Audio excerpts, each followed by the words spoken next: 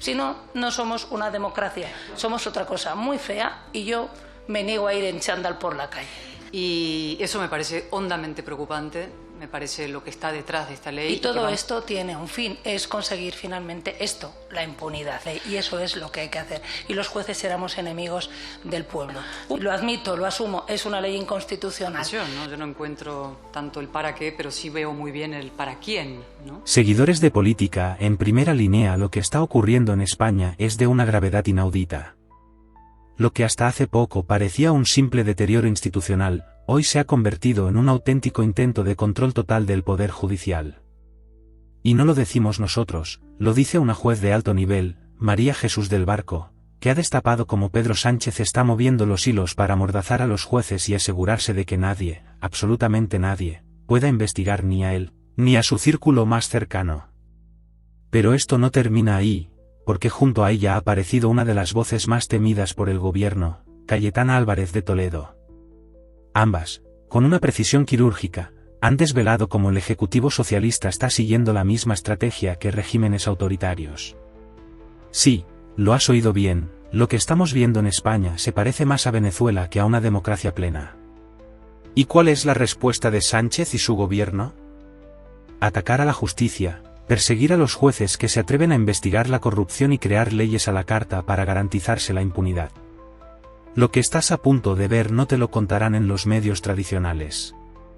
Si eres español y te preocupa el futuro de tu país, quédate hasta el final, porque lo que vamos a contar aquí es simplemente escalofriante. Dentro del marco de luchar contra la impunidad. Miren, yo la primera vez que vine al Congreso de los Diputados estaba preparando la oposición. Y vine con una excursión de las amas de casa de mi pueblo. Yo soy, ya saben, los jueces somos todos ricos. Bueno, pues yo era un poco menos rica. Entonces yo vine con la excursión de amas de casa de mi pueblo, con mi madre.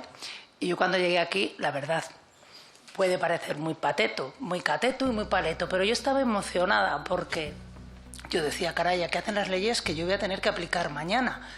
Porque a lo mejor era yo muy inocente o muy ignorante, pero pensaba que más allá de los vaivenes políticos, de que gobernara el Partido Popular o el Partido Socialista, había una base que nadie se saltaba. Había algo que unía a todos y era, bueno, pues lograr consolidar nuestro Estado democrático y la defensa de nuestro sistema, nuestro Estado de Derecho. Así que por eso estoy aquí, porque creo en la defensa a ultranza de la independencia judicial. Creo que sin independencia judicial, sin separación de poderes y sin respeto al imperio de la ley, no existe democracia. Efectivamente, soy la presidenta del APM, que es la asociación mayoritaria, y que entre sus fines está defender, difundir y promover los valores constitucionales. Esencialmente esto. El imperio de la ley, el respeto a la Constitución, y eso es lo que hace que seamos una democracia y no seamos una selva o un régimen de aquellos que les gustan a algunos pero que está del otro lado del Atlántico. Aquí yo de momento en mi país no lo quiero. Y nos estamos cargando absolutamente todo. Nosotros hemos ido muchas veces a Europa ya diciendo lo que está pasando en este país, porque estamos viendo cómo hay un deterioro permanente de las instituciones, con un auténtico desgaste de nuestro Estado de Derecho, cómo cada día se está deslegitimando la función judicial, se está desprestigiando a los jueces, y todo esto tiene un fin, es conseguir finalmente esto, la impunidad. Pero uno no se levanta un día de la cama y dice, anda, estoy en Polonia. No, aquí hemos llegado a un camino largo y tortuoso. Un camino en el que a veces hemos estado muy solos los jueces, también hay que decirlo, ¿no? Yo recuerdo que en el año 2017, cuando se produjo la declaración de independencia de Cataluña, se alegaba por los partidos independentistas que los jueces estaban en contra de la voluntad del pueblo, porque en su entendimiento de la democracia la mayoría parlamentaria está por encima de la Constitución y por encima de la ley. Lo que yo quiero es la ley y eso es lo que hay que hacer. Y los jueces éramos enemigos del pueblo. Hubo un tiempo en el que hubo un consenso, ¿no? Todos los partidos principales del arco parlamentario creían que debían ser condenados esos hechos, la sedición, la malversación, y cuando se dicta la sentencia por la Sala Segunda en el procés, ahí se acoge, digamos, favorablemente. Lógicamente no por el independentismo catalán. Lógicamente te han condenado como te va a gustar. Hombre, tampoco son tontos, son independentistas, nada más. Pero resulta que pasan los meses y llegamos a enero del año 2020 y ya en la sesión de investidura Pedro Sánchez habla de un exceso punitivo. Y lo dice al referirse a la sentencia de la Sala Segunda del Tribunal Supremo. No empezamos bien, efectivamente, tenía razón Marchena, no estamos empezando bien. Luego llegó la pandemia, eso daría para muchas más mesas redondas. Y en ese caso también los jueces fuimos permanentemente acusados de querer que los ciudadanos se murieran, porque se nos ocurría defender el Estado de Derecho, defender los derechos y las libertades de los ciudadanos, y entendíamos que determinadas resoluciones, no solamente del Ejecutivo Nacional, también de determinadas comunidades autónomas, podían estar vulnerando los derechos y libertades de los ciudadanos. Llegó el Tribunal Constitucional, otro Tribunal Constitucional, en ese batiburrillo de que el Poder Judicial y el Tribunal Constitucional para el ciudadano somos lo mismo, y el Tribunal Constitucional quería que los ciudadanos se muriesen. Los jueces querían que los ciudadanos se muriesen. Por tanto, los jueces seguimos siendo malos. Luego llegó la ley del sí es sí. Nos faltaba ya los jueces machistas, porque por más que se advirtió en informes que se emitieron por el Consejo Fiscal, por el Consejo General del Poder Judicial y por los jueces, cuando nos preguntaban, decíamos que esa ley iba a tener unos efectos nefastos. ¿Por qué? Porque iba a suponer la revisión de las condenas y, en la mayoría de los casos, la rebaja de las penas. Y por eso hemos visto a agresores sexuales y a violadores pasearse por la calle. Cuando esto sucedió, los jueces machistas, fascistas con toga, franquistas con toga, éramos lo de siempre. Yo recuerdo que Pedro Sánchez dijo que eso la Sala Segunda lo iba a arreglar. Ahí tuvo que reconocer la ayuda inestimable de la Fiscalía General del Estado, que dictó una circular para decir que los jueces estábamos interpretando mal una disposición transitoria que, por cierto, no existía. Pero luego llegó la Sala Segunda del Tribunal Supremo y parece que no estaban tan equivocados el resto de los jueces de la trinchera en la revisión de las penas. Ya era lo que nos faltaba, seguíamos siendo, lógicamente, machistas. Pero la aritmética parlamentaria, que es la que manda, las matemáticas son así. Al final yo me fui a letras por eso, porque nunca traen nada bueno. Nos llevan a un acuerdo de investidura el 9 de noviembre del año 2023, el día de la Almudena. Yo me había cogido el día, bueno, era fiesta en Madrid, y de repente nos encontramos con este acuerdo que se fundamenta, entre otras cuestiones de carácter político, que a mí francamente no son de mi negociado, y yo también entiendo que cuando tú quieres gobernar, pues tienes que ceder, cuando no tienes la mayoría. Sin embargo, se habla efectivamente del lawfare y de la creación de comisiones de investigación, comisiones parlamentarias, para revisar qué han hecho los jueces, ese lawfare, esa judicialización de la política, para adoptar en su caso las medidas necesarias. Seguimos avanzando porque ya el 16 de noviembre se presenta la proposición de ley de amnistía. La impunidad total y absoluta, porque no habíamos tenido bastante con despenalizar la sedición, con cambiar el delito de malversación, con indultar. Era poco. Teníamos que hacer una amnistía para perdonar todo. Aquí no ha pasado nada, borrón y cuenta nueva.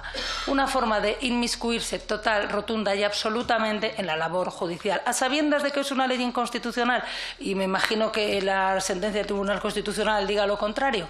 Lo admito, lo asumo, es una ley inconstitucional. Supone eso, permitir que los ciudadanos no seamos iguales ante la ley. Permite esto, la impunidad. Y llegados a este punto, y cuando parecía que ya nada podía ir a peor, pues a un juzgado, el juzgado de instrucción número 41, se le ocurre incoar un procedimiento, nada menos, investigando a la mujer de Pedro Sánchez, a Begoña Gómez, por la presunta comisión de delitos, digamos, relacionados con la corrupción política, para meterlo todo en el mismo saco y acabar antes.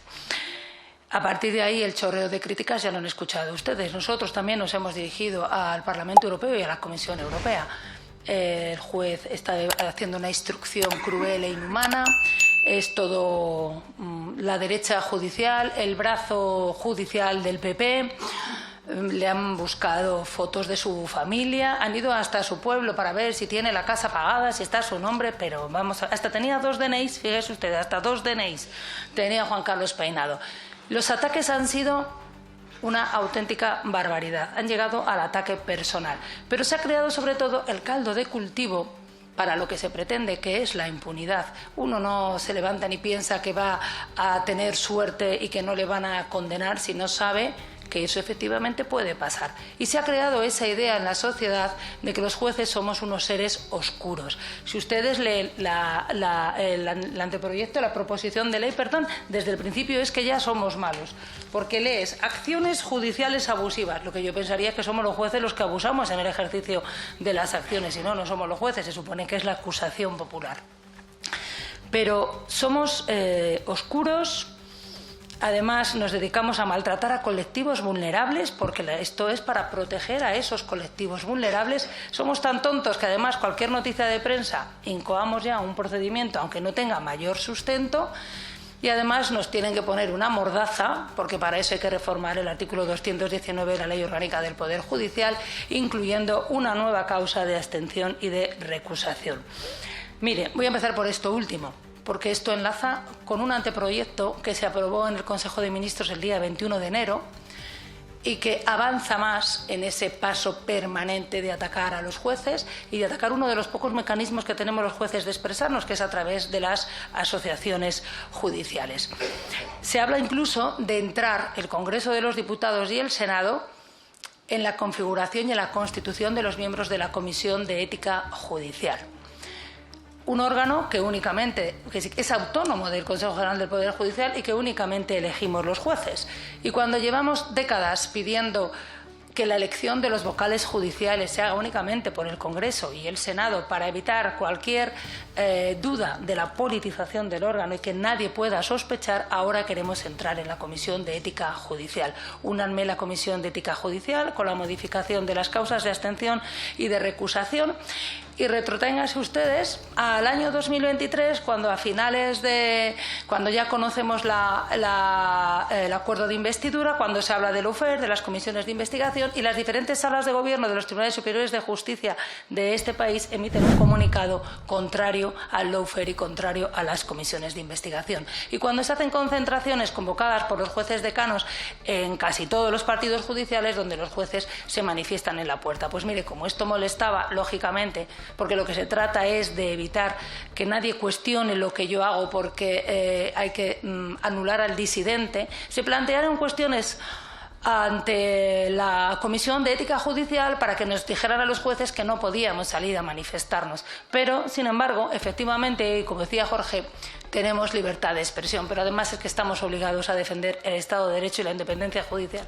Y eso es lo que estaban haciendo. Pero como nada ocurre por casualidad, yo recuerdo en un encuentro en el Colegio de Abogados de Madrid, donde estaba María Jesús Moro en representación del Partido Popular, que hubo una mesa redonda donde estaban todos los representantes de los grupos parlamentarios en la Comisión de Justicia. Y estaba el Grupo Sumar, Enrique Santiago creo que se llama. Lo que primero contó, lo que le pareció lo peor de lo peor, aparte de la actitud del Colegio de Abogados, que cómo se le ocurre personarse en estas cosas, fue que los jueces nos plantáramos en la puerta de los juzgados defendiendo el Estado de Derecho. Todo obedece a un plan. Aquí nadie da puntadas sin hilo. Hemos tenido demasiadas ramas, demasiados árboles que no nos han permitido ver el bosque, pero tenemos que ver que aquí hay algo, y hay algo muy gordo. Y mire, yo a veces siento no ser Polonia, y lo digo en el sentido de que esto provocara la intervención de Europa. España sigue siendo un país fuerte que en Europa importa además por determinados intereses económicos, y eso es, me temo, lo que hace que no se produzca una intervención en la defensa de nuestro Estado de Derecho y de nuestra democracia. Y les decía que esta proposición de ley se entra como una proposición de ley orgánica. Antes decías, Jorge, que hay que dar prioridad a los proyectos de ley. Bueno, yo recuerdo que el día que se presentó la proposición de ley, Patxi López dijo que a ver si no iba a poder hacer el legislativo lo que quisiera y presentar las proposiciones. A mí me explicaron en mi casa de pequeña que había cosas que se podían hacer, pero que no convenía hacerlas. Y cuando tú presentas una proposición de ley en una materia trascendental, como es regular el ejercicio de la acusación popular, como es anular o suprimir un delito del Código Penal, y como es cercenar la libertad de expresión de los jueces, tienes que presentar un proyecto de ley. Porque con una proposición de ley consigues el efecto pretendido, lógicamente. No tengo los informes preceptivos del Consejo General del Poder Judicial, ni del Consejo Fiscal, ni del Consejo de Estado. Por tanto, tengo manga ancha, puedo hacer, o creo que puedo hacer, lo que quiera. Pero es que además cercena, a medida que vamos leyendo su articulado, la propia acusación popular la deja sin efecto. Al final el acusador popular va a poner dinero, a pagar la fiesta, entre comillas, ir a un juzgado no es ninguna fiesta, pero se puede personar, deja del dinero de la fianza, pero allí es un convidado de piedra, no se entera de nada de lo que ha pasado en el procedimiento. Y cuando acaba el juez le dice, mira, o archivo o pea, y el pobre dice, ¿yo para qué he venido aquí? Y no vamos a negar nadie, y los que están ustedes aquí son conscientes de ello, que se ha hecho un uso abusivo de la acusación popular. Mire, yo recuerdo cuando al principio empezábamos a ver a los ayuntamientos y comunidades autónomas ejerciendo la acusación popular, que yo decía con todo el respeto, pero ¿qué pintan aquí? Si no son ciudadanos, que yo ya sé que hay estatutos de autonomía que reconocen esa facultad, pero hasta donde yo sé, la Constitución sigue diciendo que las leyes procesales son competencia exclusiva del Estado, no de los estatutos de autonomía. Lo que pasa es que cuando las cosas no se recurren, pues ahí quedan y luego nos encontramos con esto. Y claro que hay que restringirla, pero restringir es una cosa, suprimir y anular otra. No existe ninguna necesidad ahora ni urgencia por regular la acusación popular. Todos sabemos cuál es la urgencia. La disposición transitoria única nos dice dónde está la urgencia en la tramitación. Pero miren, es que el día 3 de enero se publicó la Ley Orgánica 1/2025 de medidas de eficiencia en Servicio Público de Justicia, donde se reforma también la Ley de Enjuiciamiento Criminal. Hombre, pudieran ustedes haber aprovechado esa oportunidad. En este anteproyecto que se aprobó el 21 de enero se reforma, se podría llevar también esta reforma, pero es que además sabemos que ahora se está tramitando o que se va a presentar, no tardando, el anteproyecto para dar la instrucción al Ministerio Fiscal. Por tanto, lleven ustedes esta regulación de la acusación popular a ese momento. Porque una de las cosas que dice la exposición de motivos es que en realidad no supone tal limitación y que no es preciso ese control, digamos, de la labor del fiscal. Lo estoy resumiendo y diciéndolo en fácil, porque esto lo dice como más alargado, pero hay que leer un poquito entre líneas y saber quién tienes de frente. Y viene a decir, bueno, como total el fiscal tiene unas amplias facultades de instrucción, pues no pasa nada, porque aunque el juez tiene facultades, pues ya se encargará el juez de investigar hasta el final. Mire, y cuando dentro de un año nos encontremos con la reforma de ley de enjuiciamiento criminal y con que sea el fiscal el que instruye, ¿alguien tiene alguna duda de cuáles son los asuntos que se van a instruir en este país y los que no se van a instruir? ¿Y alguien tiene alguna duda de en qué procedimientos va a existir una acusación popular y en cuáles no? Porque esto no va a preocupar al que nos quita la cartera en solo cuando nos pegamos un golpe con uno que ha bebido. No, esto va a tener consecuencias en la vida política, y me refiero porque se puede utilizar como un instrumento político, y todos lo sabemos. Se dice que es necesario reformarlo, la acusación popular, para evitar filtraciones. ¿De verdad? ¿De verdad? ¿Creemos que solo la acusación popular filtra? ¿Nunca filtra el fiscal, por ejemplo? Se me ocurre, por poner un ejemplo, la acusación particular o cualquiera incluso el propio acusado. En muchas ocasiones se filtra como un instrumento, como un arma de presión para sacarlo en los medios. Eso es evidente, que yo no digo que haya que filtrar, porque creo que las filtraciones deben perseguirse, pero que esta no sea la excusa. No pensemos que solo la acusación popular es la que filtra, porque no nos hemos caído de ningún guindo. Se dice que es necesario regular y restringir la acusación popular porque hay que proteger también el derecho al honor y los derechos fundamentales. Mire, cuando se publica una noticia que es falsa, pues tenemos el derecho de rectificación, y cuando se atenta contra nuestro honor tenemos la querella por injurias y calumnias. Por tanto, mecanismos legales hay. La finalidad de este texto, como ustedes ya lo saben y son todos muy inteligentes, por eso están aquí legislando, pues como la conocen todos, yo no se la tengo que decir, y por lo mismo esta proposición de ley no tendría que salir. No se pueden hacer leyes a medida de nadie, ni para beneficiar ni para perjudicar. Las leyes no pueden tener nombres y apellidos, porque entonces no buscan el interés general, y aquí debe buscarse el interés general de toda la sociedad, de todos y cada uno de los ciudadanos que la integramos. Si no, no somos una democracia, somos otra cosa muy fea, y yo me niego a ir en chándal por la calle.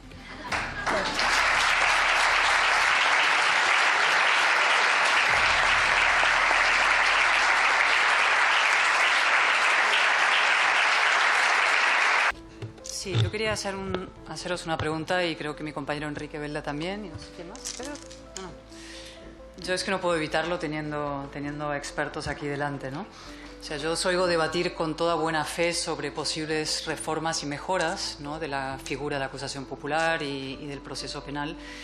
Pero vuelvo a la pregunta que hacía Ignacio al final de su intervención, ¿no? Yo no encuentro tanto el para qué, pero sí veo muy bien el para quién, ¿no? Es decir, aquí la buena fe brilla por su ausencia. Es decir, claramente esta es una proposición de ley orientada a un objetivo concreto, que es la impunidad de determinadas personas, y la confesión pública es la disposición transitoria que, en fin, tiene todas las huellas dactilares puestas, ¿no? Están todos los nombres y apellidos. Igual que la ley de amnistía tenía nombres y apellidos, esta ley tiene nombres y apellidos, ¿no? Pero hay una segunda parte muy evidente, creo, en la proposición, que todavía no habéis tratado, y quiero preguntaros por eso, ¿no? Que es este tufo de criminalización de los jueces y de la justicia. Es decir, esa idea de que enjuician llevados por sesgos políticos y en base a recortes de prensa, ¿no? Esos dos puntos que tiene la proposición de ley, dando a entender que muchos jueces aquí están juzgando en base a recortes de prensa y por sus sesgos políticos. Y esto, claro, enmarca esta iniciativa en un proceso muchísimo más complicado, más amplio y mucho más peligroso, que hemos venido a llamar aquí de mutación de democracia plena fallida, de ataque a los contrapesos y de deslegitimación, incluso de criminalización de la justicia, ¿no? Es decir, la idea de que se levanta un muro contra la derecha, se intenta, se estrellan contra el derecho, y entonces la solución es meter al derecho y la derecha del otro lado del muro, ¿no? Esa es un poco la operación. Levanto un muro a la derecha, me estrello contra el derecho porque no funciona, entonces todos son del otro lado, o fascistas con toga, o ultras, etcétera, jaurías ultras, ¿no? Y eso me parece hondamente preocupante, me parece lo que está detrás de esta ley y que va mucho más allá de esta ley, que engloba muchos otros elementos. Aquí María Jesús, experta en temas de justicia, quien nos lleva, en fin, todas las otras iniciativas sobre, en fin, el cambio en los procedimientos de selección de jueces, etcétera, etcétera, ¿no? Y me gustaría una reflexión vuestra, que conocéis muy bien ese mundo, sobre este particular.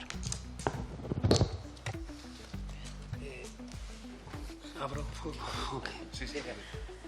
Vamos a ver, una reflexión muy interesante que abres tú, y es esta PL en el artículo 269, en el ordinal número 3, nos está diciendo que se inadmitan aquellas denuncias que, bueno, pues estén basadas en hechos, noticias periodísticas, ¿no? Y hace una serie de reflexiones que Segismundo hacía, digamos que mención a ellas. Yo lo que quiero decir es, primero, que todos los jueces tienen capacidad suficiente y necesaria, además, para distinguir entre lo que son hechos, los que son indicios, ¿verdad?, y también lo que son opiniones o lo que son bulos. Y además es que yo les voy a decir otra cosa. Para mí es una incoherencia dentro de esta PL, ¿verdad?, atribuirle una pericia al juez para decidir sobre la legitimación de una acusación popular y, en cambio, decir que no es apto para iniciar un determinado proceso. Esto es una reflexión que yo dejo ahí abriendo, bueno, pues el melón que acaba de abrir Cayetana. Y después, simplemente dos cuestiones. El 308 de la Ley de Enjuiciamiento Criminal es claro al respecto, ¿vale? Claro que se pueden iniciar, y además tenemos la obligación de denunciar los hechos que pueden ser constitutivos de delito.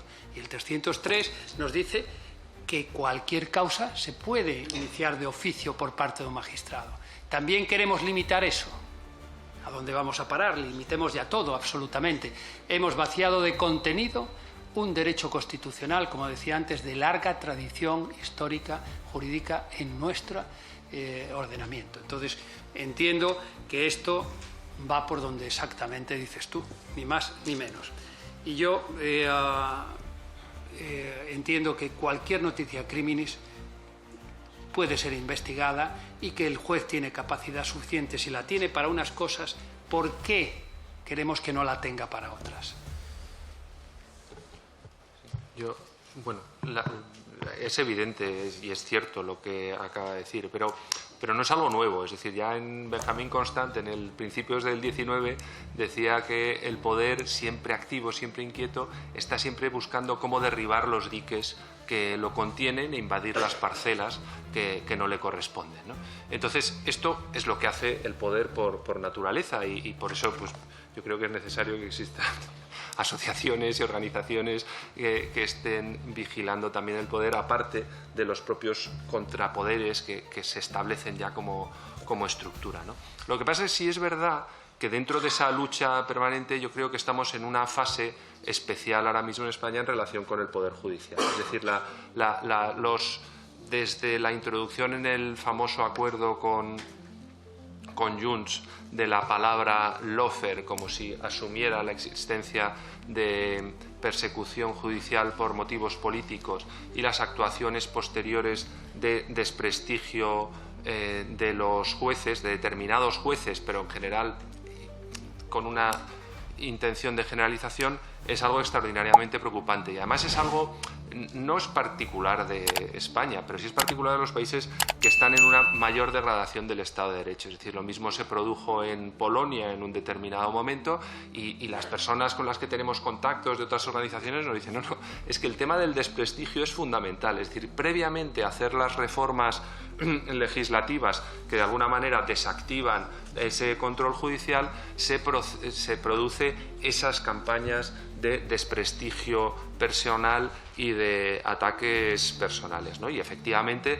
claro, cuando nosotros estábamos estudiando esta ley, pues sale la nueva propuesta sobre la modificación del sistema a la justicia, con lo cual ya prácticamente te impide mantener el foco en las circunstancias. O sea, yo creo que eso es indudable, es así, ha sucedido en otros lados y le tenemos que dar la importancia que tiene, que es muchísima. Sí, yo simplemente estando totalmente de acuerdo con lo que has dicho, es que a mí ya el simple título me parece de una gravedad absoluta. Porque claro, dice proposición de ley orgánica de garantía y protección de los derechos fundamentales frente al acoso derivado de acciones judiciales abusivas. O sea, parte de la existencia de que hay acciones judiciales abusivas. Y ya estamos con el choque, o sea, pasamos de la separación de poderes al choque entre poderes, ¿no? Y a la necesidad de que tengamos que controlar las acciones judiciales abusivas de los jueces, ¿no? O sea, de ese punto de partida ya impregna efectivamente lo que hay detrás de esta proposición de ley. Estoy totalmente de acuerdo. No sé si tenemos alguna pregunta más. Sí, por ahí. Sí, brevemente, enhorabuena por sus excelentes exposiciones. Solo una precisión desde el punto de vista jurídico-constitucional acerca de la línea que todos han marcado y todas han marcado respecto de las posibles limitaciones al ejercicio. Desde temprana jurisprudencia el Tribunal Constitucional ha subrayado los ejemplos que ustedes ponen encima de la mesa, limitaciones a la hora de participar a través de que haya de alguna manera un precio ante determinadas acciones y ante el abuso. Lo que es más complicado también desde la doctrina del Tribunal Constitucional y desde la propia configuración de nuestra Constitución son las limitaciones que no tengan una razón de ser. ¿Por qué? Porque tiene una doble protección esta figura de la acción popular, a mi entender. La primera es la institucional, tiene una imagen maestra protegida por el 125 que no se puede, menoscabar, pero a la vez el Tribunal Constitucional lo enlaza con el artículo 24.1 con la tutela judicial efectiva. De tal manera que para cualquier limitación habría que marcar un argumento objetivo. ¿Tiene la limitación de acceso de los partidos políticos algún elemento objetivo? Tendría que probarlo la iniciativa que se somete a nuestra consideración. En principio no se adivina, no solo por comparación con otros sujetos constitucionales como las asociaciones, sino también por lo que supone de encanallamiento hacia las personas que estamos en un partido político, hacia los propios partidos políticos que son claves en el sistema.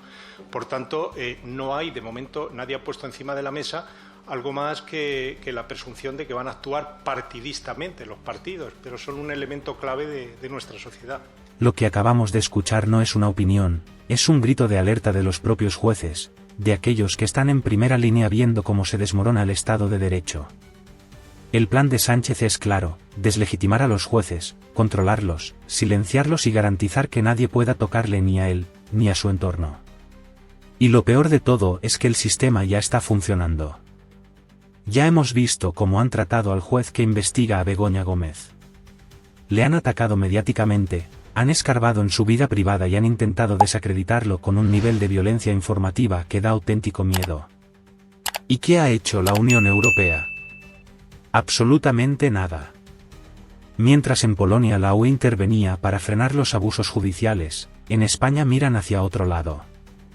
Nos están convirtiendo en un país donde el que denuncia la corrupción es perseguido y el que la comete es premiado con una ley de amnistía.